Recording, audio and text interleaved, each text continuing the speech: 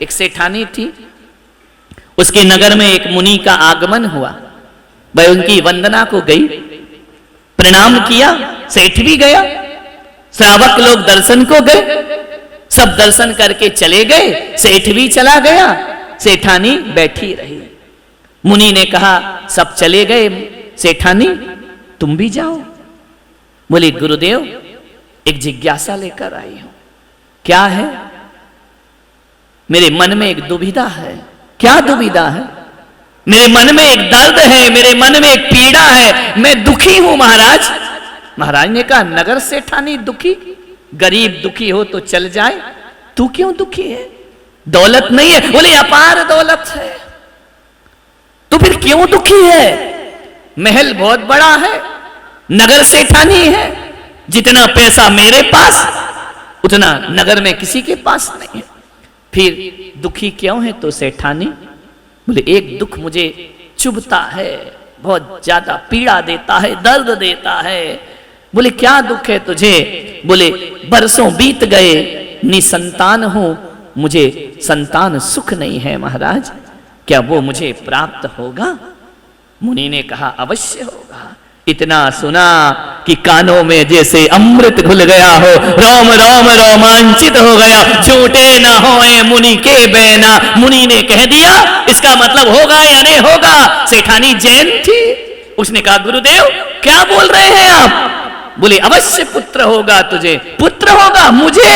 आंखों से अश्रु की धारा छल छल करके बह गई, ऐसा लगा जैसे पुत्र हो ही गया हो। मुनि ने कह दिया, दर्द दुखती रोए पर हाथ रख दिया। मुनि ने कहा तुझे अवश्य पुत्र होगा, अवश्य पुत्र होगा, मैं पुत्रवती बनूंगी, मुझे मां का सुख मिलेगा, मुझे संतान का सुख मिलेगा, अवश्य मिलेगा। लेकिन जैसे ही लेकिन कहा ना, चेहरा उतर गया सेठानी का। लेकिन क्या मतलब गुरुदेव? तू आगे का बर्दाश्त नहीं कर पाएगी। ये संसार है, यहां सुख का हाथ पकड़ के दुख भी साथ में आता है। हमेशा सुख नहीं रहता, हमेशा दुख नहीं। तू बहुत सुखी हो रही है, प्रमुदित हो रही है, लेकिन तेरे साथ साथ एक दुख भी आने वाला है। बोले क्या दुख आएगा? बोले इधर तेरा पुत्र होगा, उधर तेरा पति दीक्षा को धारण कर वो सन्यास ले लेगा।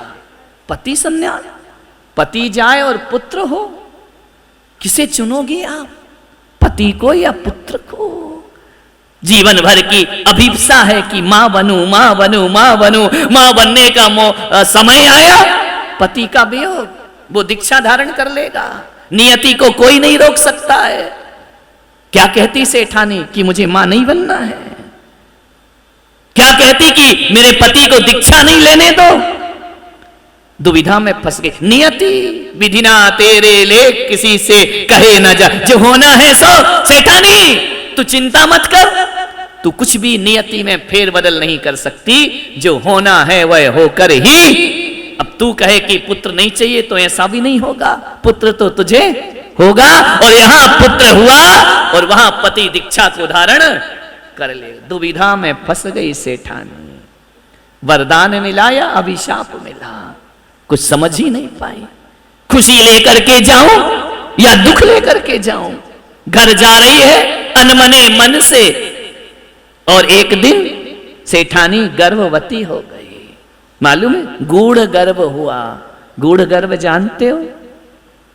जिसमें उदर वृद्धि नहीं होती है, ऐसा लगता है वो गर्भवती है या नहीं है। गूढ़ गर्भ, तीर्थंकरों की माताओं को भी गूढ़ गर्भ होता है। उनकी त्रिवली जो सलवटे हैं पेट की, वो मिटती नहीं है 9 माह तक, ध्यान रखना। गूढ़ गर्भ हो गया सेठानी को।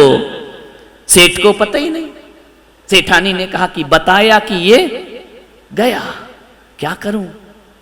नहीं बताया। अंतिम समय आया, 9 मास पूर्ण हुए।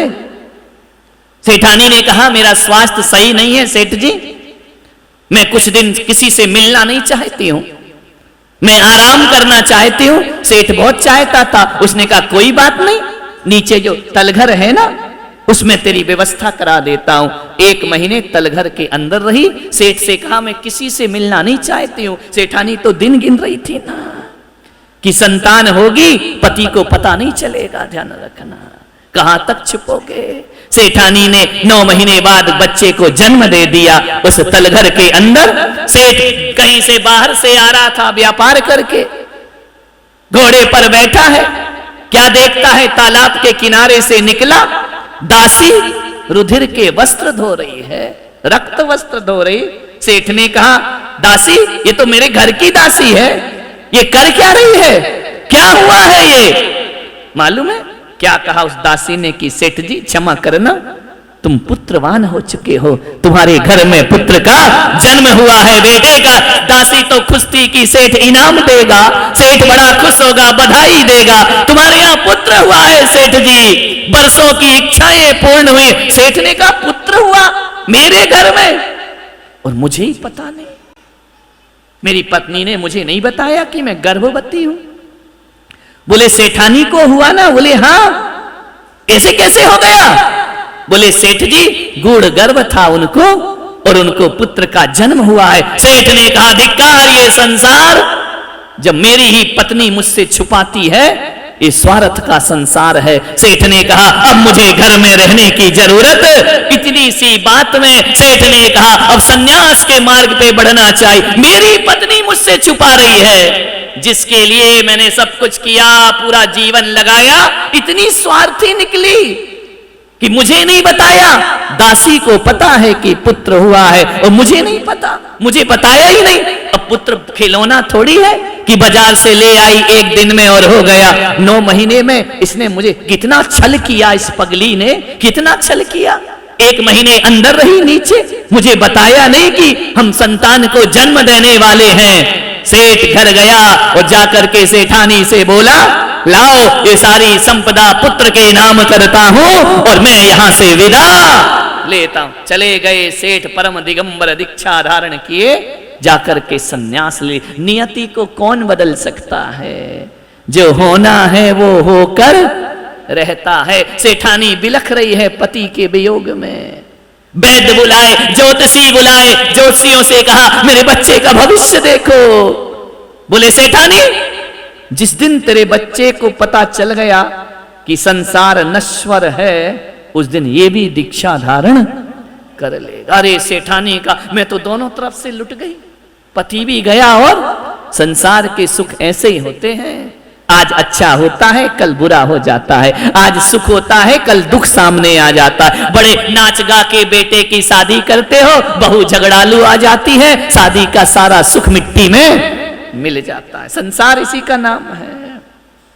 करहूं तपस्या देह सो। चले गए सेठ। सेठानी ने कहा ऊपर वाले कक्ष में लाओ और मेरे पुत्र को संसार देखने नहीं मिलना चाहिए। नश्वरता देख ली तो वैराग्य ले लेगा।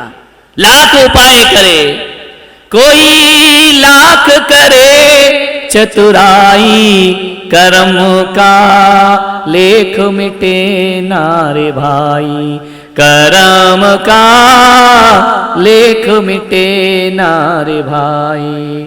इस दुनिया में कर्म के आगे चले ना किसी का उपाय। कागज हो तो हर कोई बाँचे, कर्म न बाँचा जा। एक दिन इसी किस्मत के कारण बन को गए थे रघुराई रे, कर्म का लेख मिटे नारे भाई। जरा समझो इसकी सच्चाई रे, कर्म का। कितने हम कर्मों के लेख को बदलने का प्रयास करते हैं। नादान हैं जो परिस्थितियों को बदलने का प्रयास करते हैं।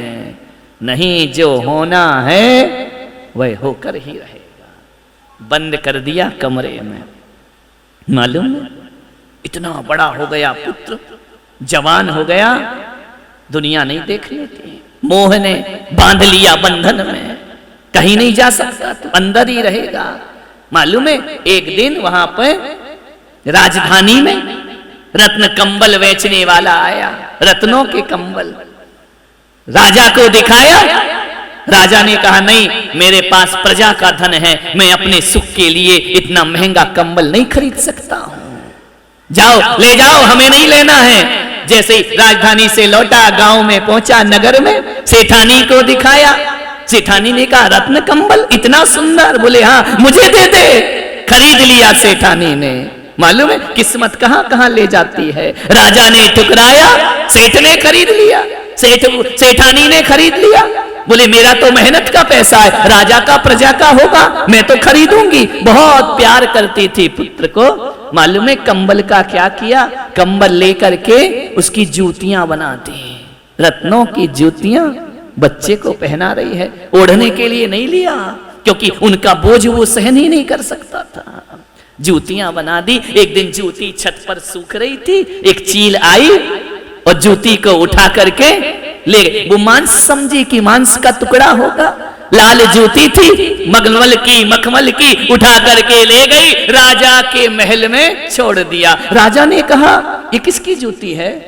इतनी महंगी रत्न कंबल की जूतियां? अरे ये तो वही कंबल है जिसे मैं नहीं खरीद पाया। राजा ने कहा कौन है मेरे नगर में इतना धनपति, एक तो कंबल खरीदे और उसके बाद उसकी जूतियां बना दे। इतना धनाढ्य कौन है? राजा ने कहा पता करो मेरे नगर में कौन ऐसा धनपति है। पता चला एक सेठ की सेठानी है। राजा ने कहा हम मिलेंगे उससे। गए मिलने के लिए। मालूम क्या हुआ? जाकर के मिले। सेठानी ने बड़ा स्वागत किया। सम्राट मेरे घर आए, राजा मेरे घर आए, आरती उतारी, अंदर ले गई। राजा ने कहा ये जूतियां तुमने बनाई हैं? हाँ महाराज मैंने बनाई। किसके लिए? अरे अब कैसे बोले? बोली कि राजा कहेगा मिलूंगा, और मिला कि बेटा गया। किस्मत कैसे होती है? मैंने तो किसी से मिलने ही नहीं दिया। राजा ने कहा कि सेठानी बोलो किसके लिए बनाई है? झूठ बोले तो राजा फांसी पे चढ़ा देगा, नहीं बोले तो राजा कहेगा बोल। तकदीर कहां ले जाती है। डरी डरी दबी आवाज में बोली महाराज मेरा एक पुत्र है। पुत्र है? रत्नों के जूते पहनता है, इतने महंगे, मुझे उस पुत्र से मिलवाओ। सेठानी ने कहा महाराज मैं सब कर सकती हूं, ये नहीं कर सकती हूं। ऐसा कैसा पुत्र है? जितना सेठानी मना करे राजा की जिज्ञासा उतनी बढ़ती जाए कि नहीं मैं तो देख वो नहीं मिलेगा महाराज आपसे। क्यों नहीं मिलेगा? चोर है? अरे महाराज ऐसी बातें मत बोलो। तो क्यों नहीं मिलेगा? सेठानी मेरा आदेश है, हुक्म है, कहां है तुम्हारा पुत्र, हमें उससे मिलना है।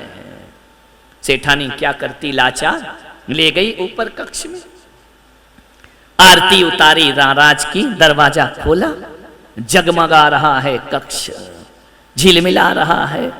राजा ने कहा सेठानी बहुत पैसा है तुम्हारे पास, मालूम है? आरती उतारी राजा की, क्या देखती है? उसकी आंख में बच्चे की आंसुओं की धार बह गई। सेठानी ने कहा महाराज बैठो। सरसों छिड़की, वह सरसों उचट करके उसके आसन पे चली गई बच्चे के। रानी सेठानी ने कहा महाराज भोजन करो। बोले हम यहीं भोजन करेंगे, यहीं पर लेकर के आओ। भोजन किया। क्या देखता है राजा कि बच्चा रो रहा है और सीधा नहीं बैठ रहा, ऐसा ऐसा हो रहा है। और चावल देते हैं तो यूं करता है, फेंक देता है। पूरा चावल फेंक दिया उसने। सेठानी से पूछा ये क्या करता है? बोले महाराज इसने कभी जीवन में आग नहीं देखी, इसने कभी सूर्य का प्रकाश नहीं देखा, ये रत्नों की रोशनी में पला है। आज तुम्हारे स्वागत में मैंने आरती उतारी ना, तो उसके ताप से इसकी आंख में आंसू आ गए। महाराज ये देखता नहीं है कि दीपक क्या होता है, इसने कभी इस कक्ष से बाहर नहीं जाता। देखो ना महाराज पूरा कमरा रत्नों से चमक रहा है, दमक रहा है। महाराज ने कहा ये हिल क्यों रहा, सीधा क्यों नहीं बैठता? बोले वो जो राई का दाना है ना, वो इसके आसन में चला गया होगा, वो इसको चुभ रहा है। राई का दाना चुभ रहा है? बोले हाँ। इतना सुकुमार? बोले हाँ। तो बोले ये चावल फेंक क्यों रहा है? बोले ऐसे चावल नहीं खाता ये, रात को तालाब में कमल पत्र में चावल को गलाना पड़ता है, फिर चावल पकता है, फिर ये खाता है। ये कठोर चीज नहीं खा सकता अपनी जुबान से। महाराज ने कहा ऐसा पुत्र, कंचन सी काया, इतना गुलाब जैसा कोमल कोमल वदन जिसका, पंखड़ियों जैसा लाल लाल गुलाबी रंग, बहुत सुंदर पुत्र है तुम्हारा। राजा ने देखा और चला गया। पुत्र ने पूछा मां ये कौन थे? बोले तू चुप कर, कोई नहीं थे, ऐसे ही थे। बच्चे ने कहा छोड़ो क्या करना है, दरवाजा बंद कर दिया। किस्मत मालूम है क्या हुई? पीछे उद्यान था, पिताजी मुनि महाराज विहार करते करते उद्यान की तरफ आ गए। जैसे ही आए, कहानी आपको मालूम है, समय हो गया चातुर्मास स्थापना का, अब कहीं नहीं जा सकते, यहीं करेंगे चातुर्मास। दासियों ने देखा, सेठानी सेठानी। बोले क्या? बोले मुनि महाराज आए। बोले चुप कर, मेरे पुत्र को उनके दर्शन भी नहीं होना चाहिए, उनके पास लेकर भी मत जाना, और आज के बाद छत पर जाने की जरूरत। जाओ, सैनिकों से कहा उस मुनि को बाहर करो। सैनिक सिर झुकाए खड़े हैं, वो ऐसे वैसे मुनि महाराज नहीं है। कौन है? तुम्हारे ही सेठ है। मेरा सेठ यहाँ आके तपस्या कर रहा, चतुर्मास क्या कर रहे हो यहाँ? गई महाराज के पास, आप जाओ यहाँ से, मेरा जीवन बर्बाद मत करो। मुनि ने कहा हमारे तो चातुर्मास का समय हो गया, हम तो कहीं जा नहीं सकते, आज से ही चतुर्मास लग गया है। सेठानी ने कहा कोई बात नहीं, मेरे पुत्र को दर्शन मत देना कभी। चली गई सेठानी। 4 महीने बच्चे को बाहर नहीं निकलने दिया। भोजन अंदर, हर चीज अंदर, स्नान अंदर, सब कुछ अंदर। मालूम है सेठानी के बगीचे में जो फूल लगे रहते थे ना, वो रात में तोड़ लिए जाते थे, क्योंकि झरता हुआ फूल देख लिया तो इसे वैराग्य हो जाएगा। पीला पत्ता देख लिया, वैराग्य हो जाएगा। क्षणभंगुरता के सारे दृश्य उस सेठानी ने अपने महल से सब तरफ से हटा दिए। बिजली चमकते नहीं देखना चाहिए, ऐसे कुछ मत दिखाओ। ऐसी मोह में अंधी हुई वह मां। क्या हुआ? एक दिन चतुर्मास का विसर्जन होने लगा। मुनि महाराज सुबह सुबह भक्ति पाठ पढ़ रहे, झरोखा खुला रह गया। क्या देखता है? कोई कुछ पढ़ रहा है। देखा, अरे ये नग्न व्यक्ति कौन बैठा है, ये क्या पढ़ रहा है? उसने दासी को बुलाया, दासियों ये कौन है? दासी ने झट से खिड़की बंद कर दी। पागल हो तुम, मत देखो। वो कपड़े क्यों नहीं पहनते हैं? बोले रहने दो, वो पागल है, उनका दिमाग खराब है। उसने सेठानी से कहा कि मां पागल कौन होता है? उसने तो जाना ही नहीं कि पागल कौन है। अरे बोले वो पशु है। मां ये तो बता पशु कौन होता है? मैंने तो पशु ही नहीं देखे अपने जीवन में, मैंने तो पागल व्यक्ति नहीं देखा अपने जीवन में। मां मुझे वहां जाने दो, मुझे देखने दो। नहीं बेटा वहां नहीं जाते। ताला डाल दिया, बच्चे को अंदर बंद कर दिया कि एक पहर की तो बात है, ये चले जाएंगे विहार करके, इसे दिखना नहीं चाहिए। मुनि महाराज चैन नहीं, सुध-बुध नहीं, कौन है कौन है? रात को दिन को, अब बच्चे को चैन नहीं, वो है कौन? ऐसा क्यों बैठा है? इतने मधुर कंठ से भक्ति पाठ क्यों कर रहा है? मां मुझे क्यों नहीं जाने देती उनके पास, क्यों उनसे मिलने नहीं देती? रात का समय, अर्धरात्र का समय, मां की धोती ली, खिड़की से बांधी और ऊपर से उतर गए नीचे। विधना तेरे लेख किसी के समझ ना आते हैं। जो होना है तो कोई रोक सकता है? आंसू बहाओ, रो, बिलखो, चिल्लाओ, नियति ने जो है वह तो होकर ही रहेगा। ऐसे उतर रहे हैं सुकमाल से हाथ पैर, सुकमाल नाम जिनका, मालूम है? उतर रहे हैं, छिल गए, खून की धाराएं लग गई। कभी रगड़ नहीं खाई थी, कभी बिस्तर पे सलवट आ जाए तो नींद नहीं आती थी उनको।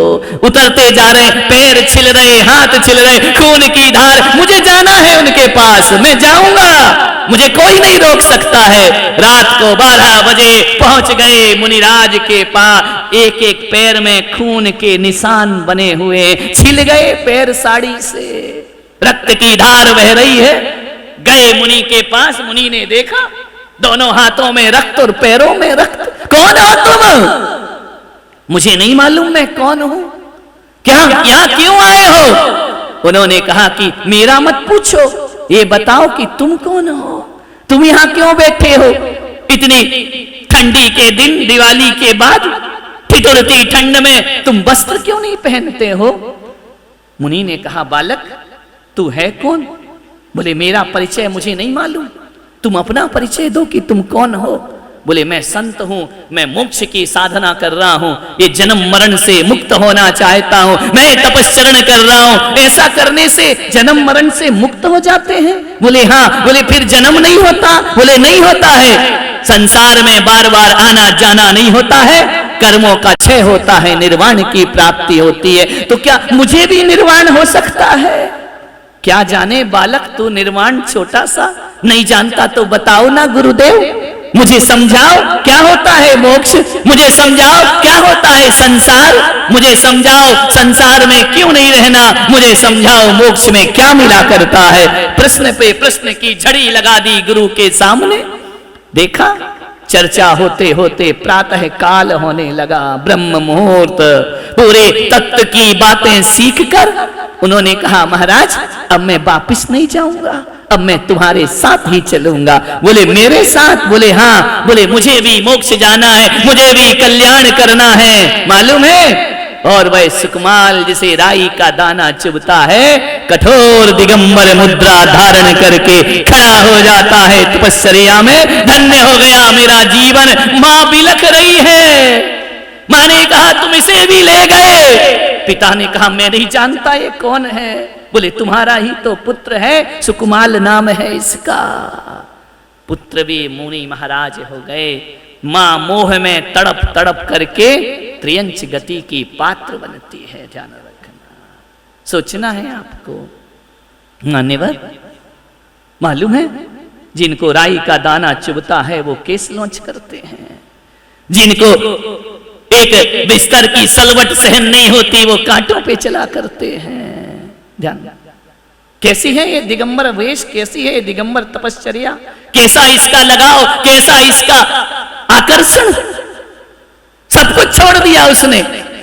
सूर्य की तरफ देखे तो आंसू की धार बह जाती थी। इतना सुकुमार तुम्हारा शरीर है, अभी तो छोटा है, अभी बड़ा होने दो, बाद में देखेंगे, दीक्षा ले लो। शरीर साथ नहीं देता, धत इतना सुकुमार है तुम्हारा शरीर। विचार करिए, उससे तो मजबूत हो ना तुम, सुकुमार मुनि से नहीं हो।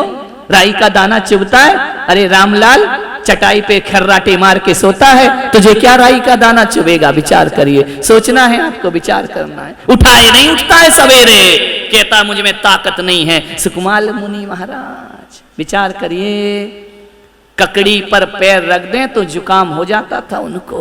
यहां एक एक पाव खा रहा है और कुछ नहीं हो रहा है, और कह रहा है दीक्षा की ताकत नहीं है मुझ में।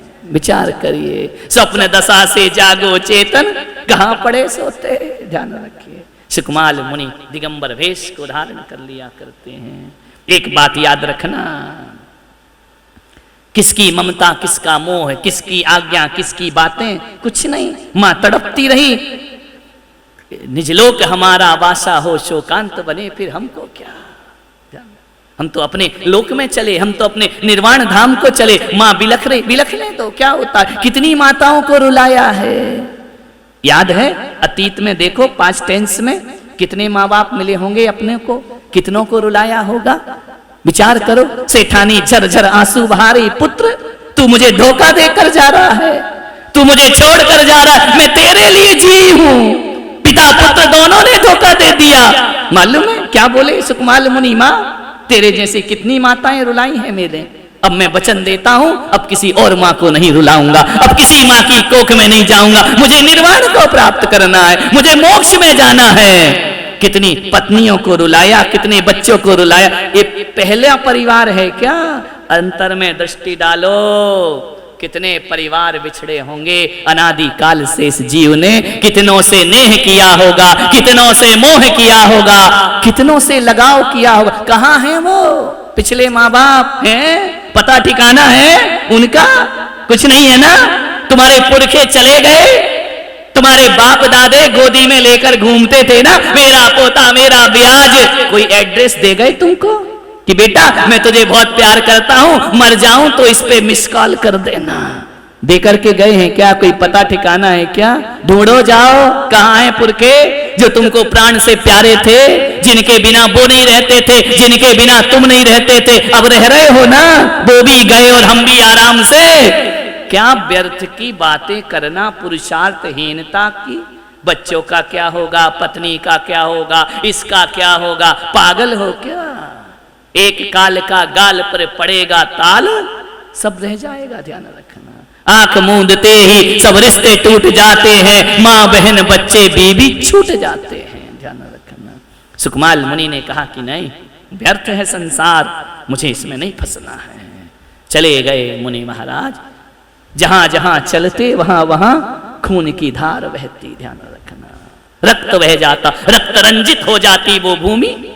बोलिए, जिसको राई का दाना चुभ रहा है, 3 दिन तक स्यारनी पैर खाती है। सुकमाल खड़े रहते हैं आत्मा के ध्यान में। वह शक्ति कहां से आ गई?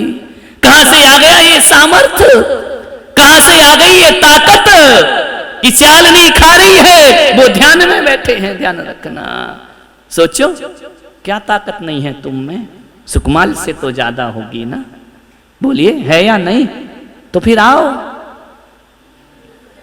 प्रवचन तो बहुत अच्छा लगा महाराज, वो लास्ट वाली लाइन गड़बड़ थी कि आओ, ये मजा नहीं आया हमको, ध्यान रखना। विचार करिए, सोचना। हमसे चाय नहीं छूटती, धैर्य की मौत शरीर छीन लेगी तो उससे चाय नहीं छूटती। विचार, हमसे ये नहीं छूटता, हमसे वो नहीं छूटता है। विचार करिए, सोचना है आपको जिंदगी में। पैरों में लहुआ बने छन छन के, चले हैं सुकुमाल देखो मुनि बन के, ध्यान रखना। कहां की कठोर तपश्चर्या, तप इसको कहते हैं। लगन है, देखा सीखी धर लिया जोग, छीनी काया बढ़ गया रोग। देखा सीखी थोड़ी होता है, प्रेम होना चाहिए ईश्वर से। आज उत्तम तप का दिन है। हमारे यहाँ कठोर कठोर सहनन वाले ही दीक्षा नहीं लेते, हमारे यहाँ हीन सहनन वाले भी दीक्षा ले लिया करते हैं। और ऐसे सुकुमाल मुनि 3 दिन स्यालनी खाती है, जाकर के स्वर्गों में सर्वा सिद्धि में देवत्व को उपलब्ध हो जाया करते हैं, ध्यान रखना।